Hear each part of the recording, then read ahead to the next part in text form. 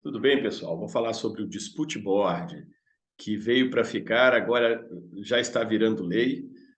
Se está virando porque já passou no Senado e agora está na Câmara dos Deputados e já em vias de ser colocado em sessão plenária, o que nos leva a aduzir que já já teremos a oficialização por uma lei específica desse fantástico método de resolução de conflitos. Nos Estados Unidos é o mais usado. Por quê, gente? Porque o dispute board resolve o problema na hora. Aconteceu o problema, o dispute é acionado e ele toma uma decisão, as partes se comprometem a cumprir a decisão e o projeto segue.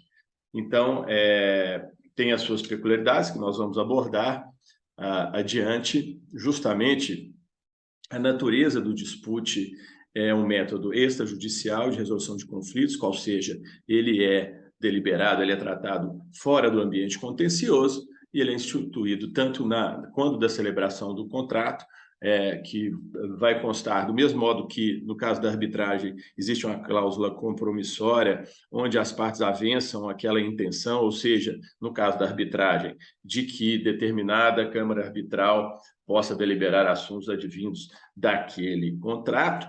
Do mesmo modo, as partes se comprometem a utilizar o dispute board, tanto na celebração ou nada impede também que depois da celebração, que avalia o ponto e já resolve sem deixar para depois. Então, as grandes vantagens eu coloquei nesse infográfico não travam o andamento do projeto, ou seja, o projeto anda, prossegue sem maiores impactos, estimula a autocomposição das partes, inclusive evita que partes que já estão ali em posições antagônicas possam, por questões menores de relacionamento, por exemplo, prejudicar projetos de grande importância, de grande porte. Então, facilita nesse ambiente, e o dispute, em primeiro momento, ele fomenta justamente a composição. Então, tem um viés conciliatório. Da mesma forma que um processo judicial tem o seu primeiro ato comum entre as partes, ou audiência de conciliação,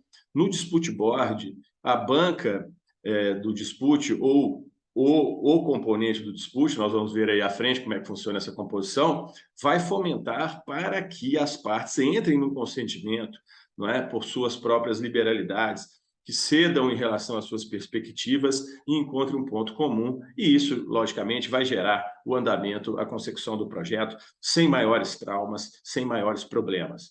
Justamente, vem legitimar o equilíbrio entre as partes, a rapidez, a celeridade, vem de acordo, inclusive, com as instruções do Código de Processo Civil, para que não haja prejuízo. E, justamente, gente, um projeto que para, um projeto que tem uma solução de descontinuidade, isso impacta no bem social, no bem comum, toda a cadeia de fornecedores, impacta no Estado, porque para de arrecadar, impacta na economia local, no caso de um projeto que está fomentando ali o setor de serviços, hoteleiro, comércio, é a pessoa que faz o transporte, do depósito de materiais de construção, entre outras modalidades de impactos favoráveis ao bem comum. E é justamente que isso que é preconizado no Código Civil, não é? A função social do contrato, é a gênese do nosso ordenamento civilista, essa função social, o bem que o contrato faz para as partes. Então, o dispute vem a corroborar com a concepção do contrato,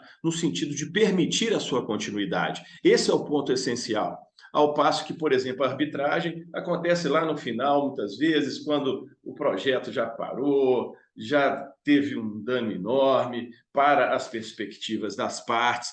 Então, ele se mostra realmente mais efetivo no sentido de garantir a entrega do projeto e fomentar a autocomposição das partes. Então, evita, inclusive, pleitos. Muitas vezes, em projetos, existem reivindicações de demandas, chamadas de claims, contra-claims, e as partes colocam ali suas demandas para as outras em uma relação contratual, e isso gera, muitas vezes, até pelo acúmulo de itens, muitos pleitos têm 10, 20, 30, centenas de questões, aquilo vira uma coisa enfadonha, muitas vezes analisada de uma forma não no time correto, justamente porque muitas vezes são colocadas a posteriori, ao passo que no dispute aconteceu o problema, vai vir a banca para resolver. não é? Então, minimiza muito o risco de ruptura contratual. Então, o dispute também é gestão de risco, corrobora em relação à saúde do contrato. Então, os contratos administrativos, que são os contratos firmados entre o poder público e as partes contratadas, empresas privadas, eles vão ser regidos por esse mecanismo, e isso realmente vai ser um marco divisor também para o desenvolvimento da infraestrutura nacional e, lógico, vai refletir também no setor privado, que já utiliza em grande escala o dispute, e vai servir essa lei que nós vamos ver aqui, claro, como referência para todos os contratos que hoje têm suas regras particulares. Nós vamos ver aí como funciona o dispute hoje. Inclusive, São Paulo já tem uma lei municipal que oficializou o dispute, tá certo? Então, vem justamente para promover os seus reflexos, tanto na esfera pública quanto na esfera privada. Então, falando um pouquinho do histórico, o dispute ocorreu, né, a sua gênese nos Estados Unidos, na década de 70, em projetos de grande porte nos Estados Unidos. Então, devido ao êxito, essa utilização desse sistema nos Estados Unidos cada vez se ampliou mais e também extrapolou para o mundo afora. Infelizmente, ou felizmente, que antes tarde do que nunca, estamos com praticamente 50 anos de atraso em relação aos Estados Unidos. Porque justamente o dispute vem fomentar o desenvolvimento, quer dizer, os projetos vão andar, vão efetivar as suas entregas, vão promover, inclusive, menores custos na execução dos projetos. Então, a coisa começa a andar de uma forma virtuosa, não é? Os projetos são entregues com maior celeridade. Nós temos exemplos no Brasil aqui que obras, como, por exemplo, a Ferrovia Norte-Sul, demorou quase 50 anos, não é? Então, isso trava o Brasil, isso trava o desenvolvimento. Então, a importância do dispute, é por isso que a lei deve ser aprovada, porque é a lei do bem. Não há conflitos, aparentemente, de ninguém que não deseje que isso aconteça. Então, acredito eu que é mero exaurimento no Congresso essa aprovação, pode ter um destaque ou outro, mas não vai alterar, acredito eu, o que nós vamos ver aqui. Então, aqui no Brasil, já vem sendo utilizado em alguns grandes projetos, tais como a construção da linha 4, do metrô de São Paulo, no advento da Copa do Mundo e Olimpíadas aqui no Brasil também, justamente porque não podia atrasar. Então, como é que ia se fazer, entre outros motivos, é claro, se uma empresa que está lá construindo a arena da Copa do Mundo, ou o ginásio, ou uma obra qualquer, a Vila Olímpica, rescindir seu contrato com a administração pública ou não entregar no prazo, como era muito comum, infelizmente, na história do nosso país. Então, o dispute ele veio para realmente cravar o seguinte: se tiver problema, as partes vão resolver, e se não resolverem, vem o dispute para dar uma decisão que vai vincular as partes a prosseguir com o projeto.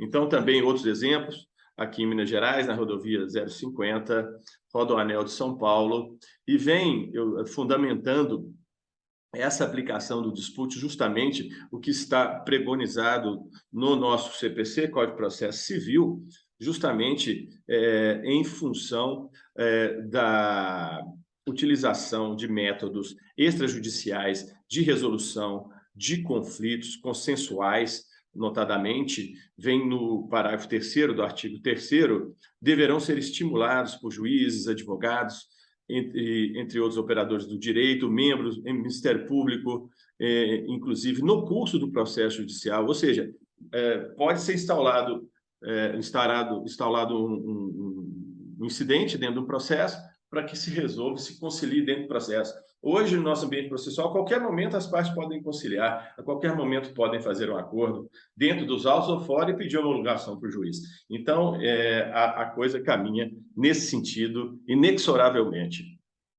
Eu destaco aqui também a nova lei de licitações, a 14.133, que já está valendo juntamente com as outras leis pregressas de licitações durante o vacatio legis de 2 anos, ou seja, vai valer tanto a nova lei de licitações quanto os antigos diplomas de licitações, tais como a Lei 8.666, a partir desse prazo de 2 anos da promulgação, que foi em 21.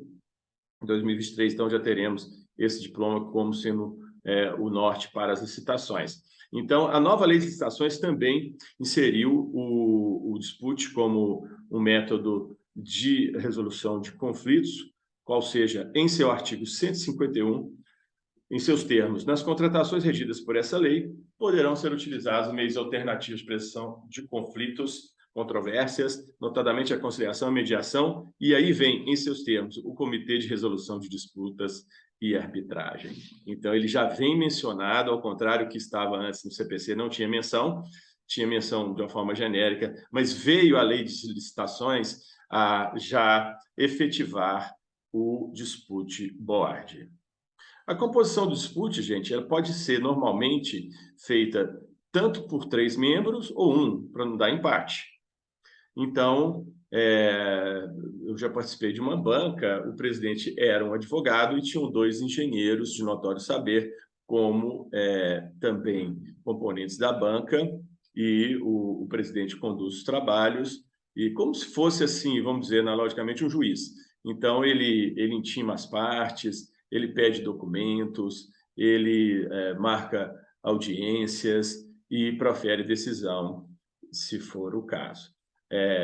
No caso de membro único, ele mesmo já define sozinho, então, o que vale muito nesse aspecto do credenciamento do dispute é a confiança que as partes depositam naquela banca ou naquele profissional, porque é uma escolha das partes e vocês vão ver aí as regras também em relação a esse particular.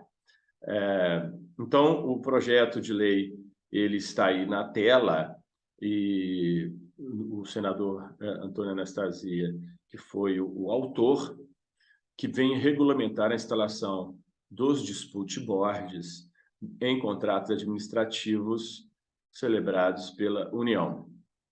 Então, no seu artigo 1º, vem trazendo que os comitês de prevenção e solução de disputas serão destinados justamente para dirimir conflitos relativos a direitos patrimoniais em contratos continuados da administração direta e indireta da União. Então, envolve tanto empresas da administração direta, tal como, por exemplo, o Banco do Brasil, que é uma empresa pública, sociedade de economia mista, tal como é a Petrobras, e também a administração direta, por exemplo, os ministérios, as secretarias, enfim, todo o aspecto da atuação do poder governamental. Então, é lógico, pelo princípio do espelhamento, se está falando que serve para a União, vão servir também para os estados e para os municípios, não é? Dentro dessa interpretação analógica e até direta do disposto em lei. Então, o que vem complementando o artigo 1º, que deve também estar previsto no edital e no contrato, quando forem utilizados.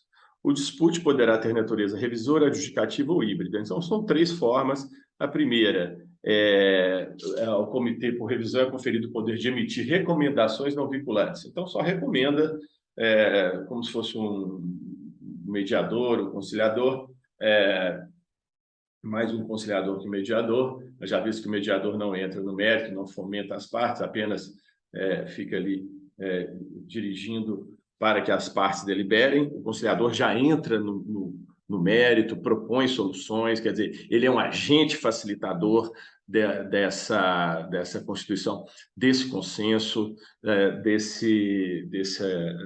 dessa resolução desse conflito. Então, o número 2 é intitulado Comitê por Adjudicação. Então, o Comitê por Adjudicação, ele justamente o próprio nome diz, é conferido a capacidade de adjudicar, ou seja, de emitir decisões vinculantes às partes em litígio. Então, as partes não chegarem a acordo, vai chegar o dispute e vai falar, é isso, e o projeto segue. O comitê híbrido é que poderá tanto optar em recomendar quanto adjudicar, ou seja, determinar. O artigo 3º, se o edital se reportar a alguma instituição especializada, porque lá na cláusula específica do contrato ou do edital, vai falar que o dispute vai ser, esse board já estabelece qual instituição que vai ser a escolhida, não é? Tem várias câmaras arbitrais, tem vários profissionais hoje que fazem esse papel. Eu tenho o prazer aqui de ter um estudo com a doutora Inês e o doutor Matheus, também advogados e engenheiros, assim como eu, para também cada vez mais nos aprofundarmos nessa temática.